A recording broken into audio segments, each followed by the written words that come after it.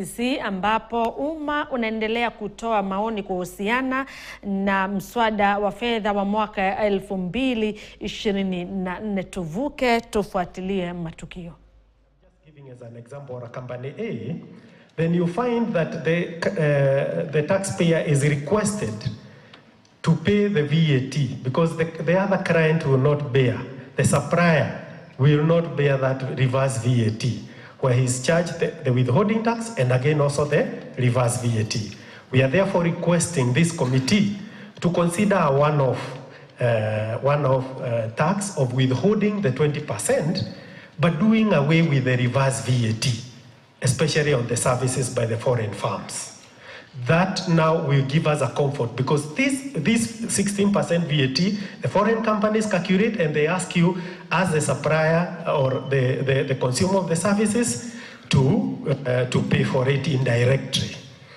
Now, when we come to the motor vehicle tax, which is section 12H of the income tax, I think it's paragraph 9, if I'm not wrong, of this finance bill. We are suggesting a rate of 2.5% of the value of the car. Our suggestion is for us to reduce that to a rate of around 1.5%. As we do that, we also, for the insurance companies to bring in harmony, because this is the first time that this tax is being brought into the bill, we are requesting that possibly the companies could be considered for, the insurance companies could be considered to be paying on the 20th of every month, so that we are able to, the insurance companies are able to reconcile their records well. When we move to 2025, progressively maybe we can reduce that to maybe 14 days. So when we come to the exercise duty on betting, exercise duty on betting and gaming, which is, the suggestion is to increase from 12.5% to 20%. We have some clients of ours who are in this industry. And this business, if I may tell you, Mr. Chairman, is most of the softwares that are used in the betting and licensing companies are foreign owned. We don't have local companies who have these softwares. So therefore you may find that the demand by the foreign companies who own the software is almost half of what the revenues that the company is generating. And therefore we are requesting, and you know, if we look at this current financial year of 2023-2024, there has been a slight decline of around 15% of the tax collected on this industry. So therefore we are requesting the committee to consider a gradual increase from 12.5% to at least 15%. And the last one is the digital service tax, which we are saying about the 1.5%. We are happy that the committee has considered, because this is where, let us be honest, that most of the content creators, many of these people, they don't pay taxes. And therefore to bring them on board, I believe that this, where the definition need, maybe we need more understanding. The definitions need to be very clear of the services, the digital services tax on the services and on the goods. That one, if it is very well differentiated, whereby the services we can say it's at 5%, our suggestion is at 5%, and for the goods now then it be at the 1.5% as highlighted in the bill. I think, Chair, and overall in my conclusion is to say that this is a progressive finance bill we have seen. And one other issue that people have been talking about is the issue of the VAT on bread, Chair. I think with this issue of the EIMS, because we know that the main problem is not about the citizen paying that tax. The issue has been with our manufacturers, where the manufacturers, most of them, they are claiming fictitious invoices on what they are claiming as input tax on this VAT. So therefore, with the issue of the EIMS coming in, we believe that this issue of the VAT on bread may even be solved without even having to adjust the VAT to exempt. But to make it zero, let us observe it for at least 1 year with the issue of the EIMS. My last comment is that many of the Kenyans, they never took seriously the issue of victims, and therefore, Chair, we are requesting, because of the penalty that is there, if this committee would also consider giving another amnesty for 1 year, up to June 2025, to ensure that all the small companies, those people in the informal sector and in the Juakari, they are able to register very well and able to use that. Thank you, Chair, and we want to thank you for giving us this opportunity as public citizens to participate, and we wish you the very best in your endeavors. Thank you. Thank you very much, Njane, for your very balanced views, seeking, among other things, extension of the deadline for registration of EIMS to another maybe 1 year, because Kenyans didn't take it seriously. But now we are coming towards the deadline, so you'll see more uptake towards the deadline. And I think it's also important to remind Kenyans the Finance Act of 2023 provided for tax amnesty for interests and penalties, and that penalty is ending on 30th of June. So it's 20 days towards the deadline. Please take advantage of this amnesty and apply for that amnesty on interest and penalties if you commit to pay your principal tax. And those are one of the big wins for the Finance Act of 2023. Asante Njane, regards the great people of Kiambu. Michael Kirwa. And I take my earlier statement. I'm told that some of the people that are declining to come and contribute is because they feel that whatever they wanted to say has been said, so they don't feel the need to repeat, and that is a very good use of all our time. Julius Washira, Bunge la Wananchi was hard. Someone else, the young man, Robert, represented you, so I don't think we want to go that again. Cynthia Mohati from Kenya Renewable Energy Association. And then you have Jennifer Atetwe from Osafric, submitting jointly with Irene Karanja, also from Osafric.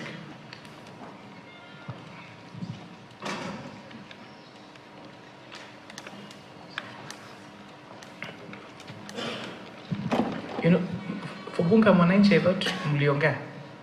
Yeah. Hakuna haja tena, maoni yenu ni sawa tu, huyo wadiwakilisha. Yeah. Kwa hivyo uko sawa I want to sema dakika moja basi. Okay, my name is Julius Washira from Bunge la Mwananchi. My worry was we have participated in other public participation, and most of the issues we raised and the proposals we made were never put into use, they were ignored. So I declined to make any proposal because I feel whatever we say will not be put into use. Thank you. Okay. It is still within your rights to decline. Kenya Renewable Energy Association. Chair, maybe you can just use 1 minute to tell Kenyans what the committee put into consideration from last year's public participation from the proposal, because there are many things that they were captured from their contributions, so that the perception of Washira and other Kenyans, where they feel like their concerns are not taken, it is good for them to know. Maybe quickly, this on record. You know, CPA, people that want to drive a political narrative, no matter how much you take to explain, they will still want to pursue that particular narrative. The finance bill of anybody who wants to check proof of public participation, check the finance bill of 2023 compared to the Finance Act of 2023. They're not the same document. And the difference between the bill and the act were views that came from the public through public participation.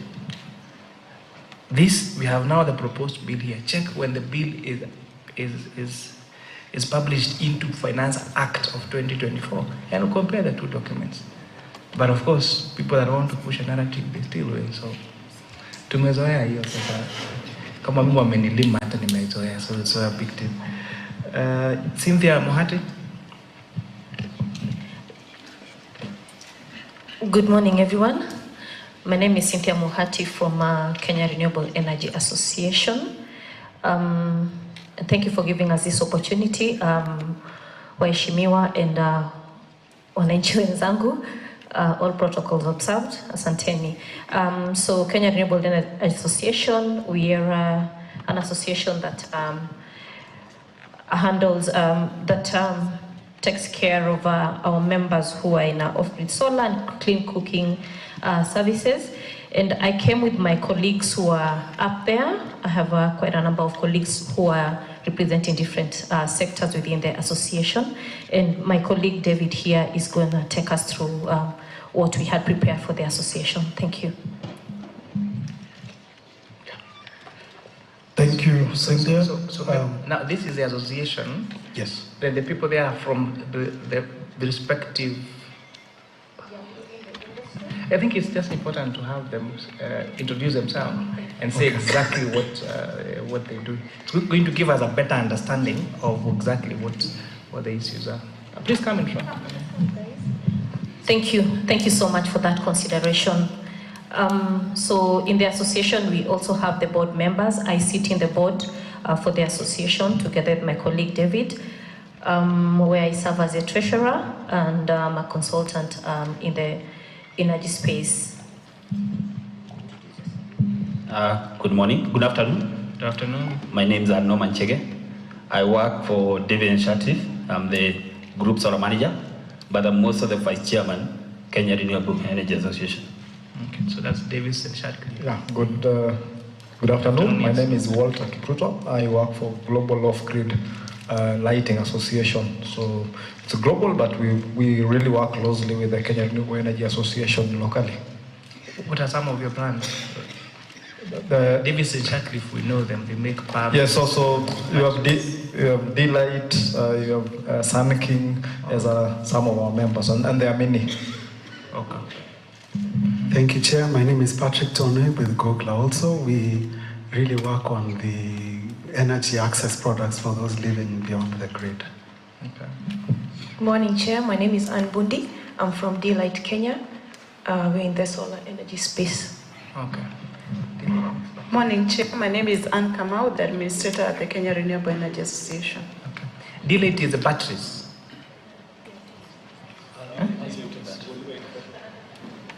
I'll speak to that. Okay. My name is Karanja Joroge, Managing Director for D-Light Kenya. We're in the renewable energy space. We primarily deal in energy access for the disadvantaged communities around the country. We offer a pay-go platform in which our customers are able to pay for a solution on a daily basis in an affordable way. These communities would otherwise not have access to energy, were it not for the products and the services that we offer in the marketplace. We currently reach over 1.2 million customers currently around the market who pay for services and products on a daily basis to access electricity in markets where they do not have power. Thanks. Thank you. Chair, I'm John Nyawa. I represent African Mini Grid Developers Association, AMDA. Chair, is D-Light the one if you don't pay, it is cut off that night? You charge in the sunlight, and then if you don't pay, no light. You don't put it like that, Mheshimiwa. They provide buy now, pay later service. So if you don't pay, of course, you will be disconnected. But once you pay, you continue using the service. Proceed. Fine, you may take your seats and leave the person making the presentation. Yeah, thank you for helping us define our services. So I'm David Jugi. I sit in the board of the Kenya Renewable Energy Association, and I'll be making the submissions on behalf of the group. Our first submission, Board Chair, is on Section 113 that introduces VAT or moves specialized equipment for the development and generation of solar and wind from VAT exempt to the standard rate. And our proposal is to retain it as exempt. And the reasons behind it is because VAT, as we know, is a consumer tax, and this tax is then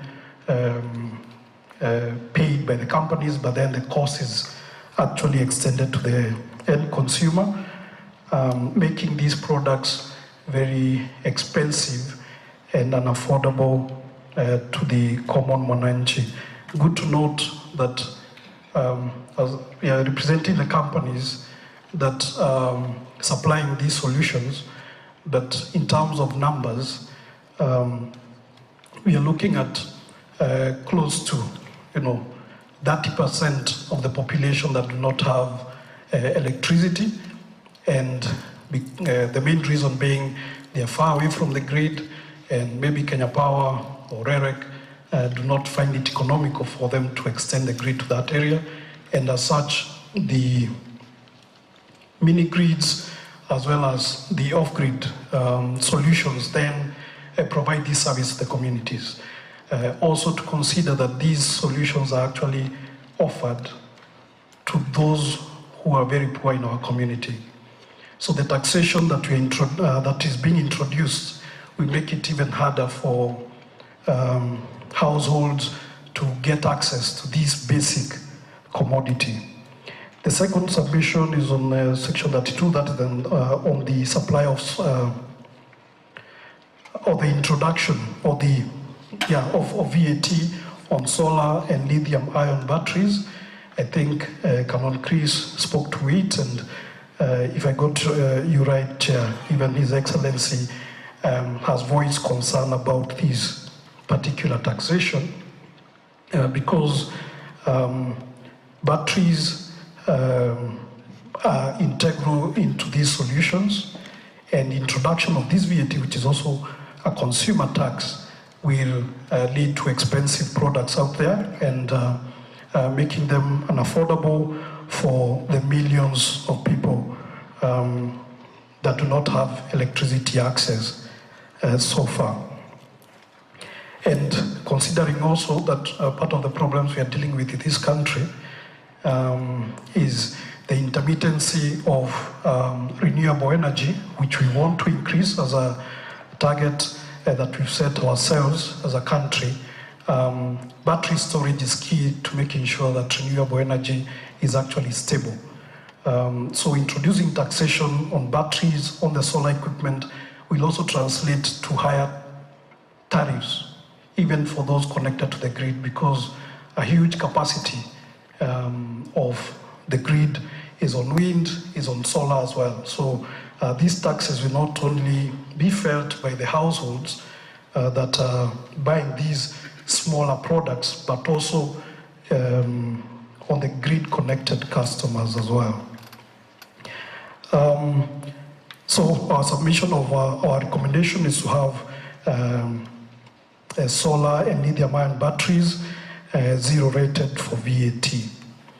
Then the other one is on the eco levy.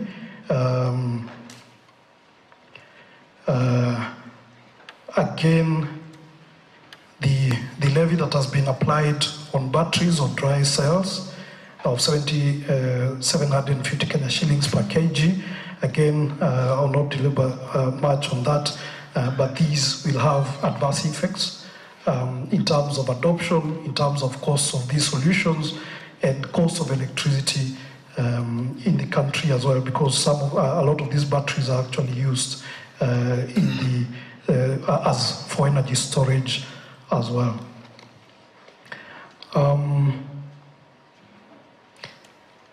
And maybe just a bit on the energy storage.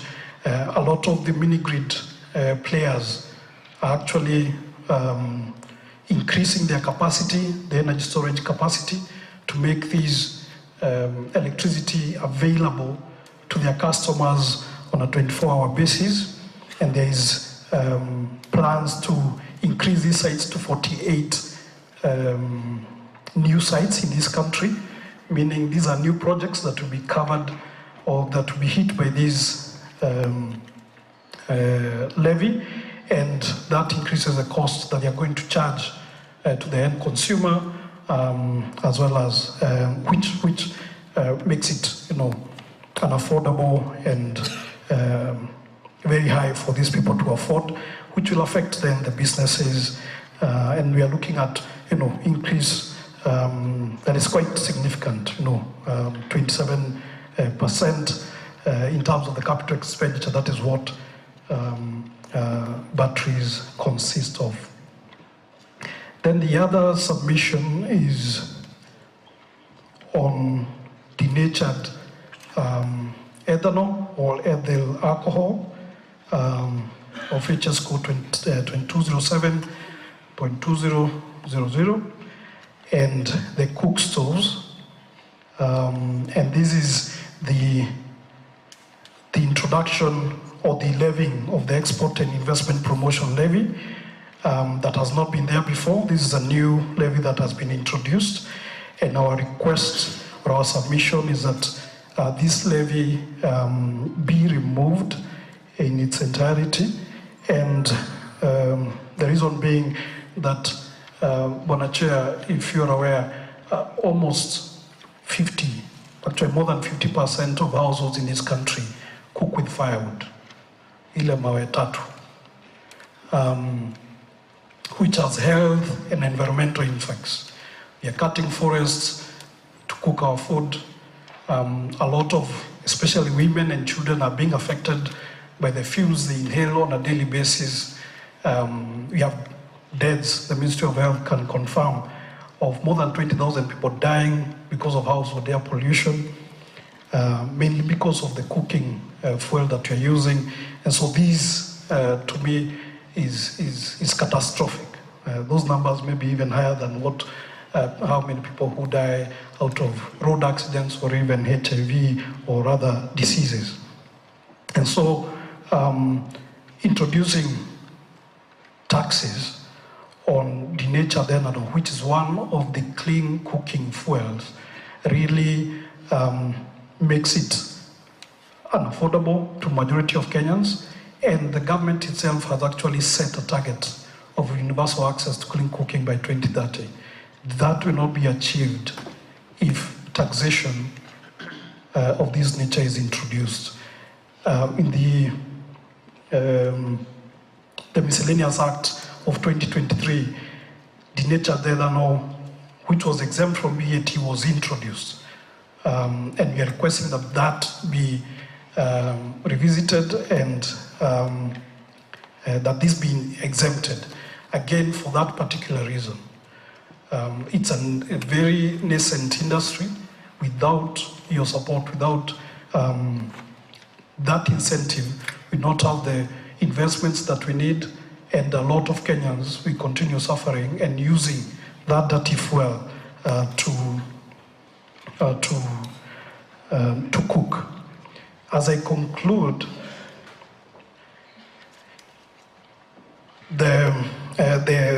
in terms of the impacts of this taxation, we've done some analysis, and we are looking at, because of either reduced sales or companies that may be closing down, because out of these products are actually distributed by local companies, even if the manufacturing is not being done here for most of the products. We are looking at job losses of more than 19,000 jobs being lost in the sector.